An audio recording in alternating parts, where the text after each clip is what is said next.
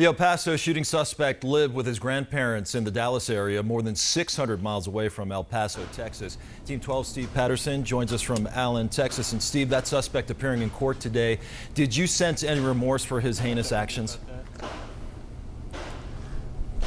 The suspect appeared before a magistrate judge, was read his Miranda rights. We're told since he was taken into custody, investigators have said that he's been extremely cooperative, has been cooperating with the investigation, has been very forthcoming about the details involving the case. But as far as remorse, we didn't get a sense that there was any. There was a report from court that said he was lucid, was calling for a court-appointed attorney, spoke obviously back and forth with the judge and the people of the court, but did not necessarily show remorse for what he had done, did not appear to show any sorrow or sadness for the killing that took place in El Paso. Back to you.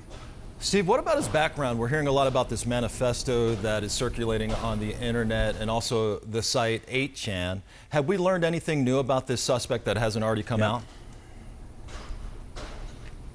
So investigators are now confident in linking that manifesto that appeared before the shooting on 8chan to the suspected shooter. The manifesto obviously detailing things about what the shooter was describing as a Latino invasion, talked very vehemently against immigrants, talked about Texas being infested with Latino immigrants. A lot of hate-filled speech obviously in that manifesto. That widens up if you look at his larger social media profile, things like Twitter and Facebook, to writings that he had on there praising President Trump for his speeches about immigration, for talking about building a wall, and obviously admonishing those immigrant communities. But as far as detailing any prior incidents or anybody that has accounts of him on the ground, it's all been pretty pedestrian. There are some accounts of him back in school, of him being a pretty quiet kid, not saying much, keeping to himself. But anything that would indicate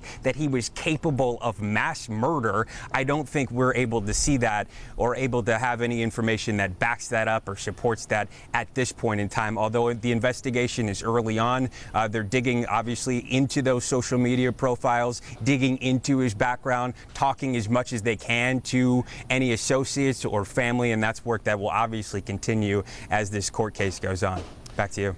And real quickly before I let you go, Steve, what's the feeling there in Allen? I know that's a suburb of Dallas where he came from. I'm sure the entire state of Texas is grieving.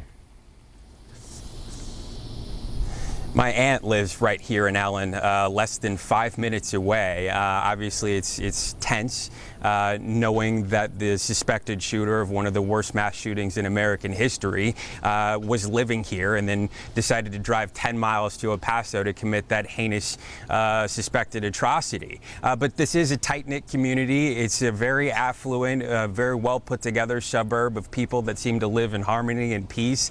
We haven't seen so much as a peep around the area where his grandparents are reported to live. People are just kind of going about their day, but obviously very saddened about what's happened in their community and what's happening in their state and now larger country. Back to you. Steve, thanks so much for reporting. We appreciate it. Steve Patterson for us in Allen, Texas tonight. Thanks for your insight. Thanks, Mike.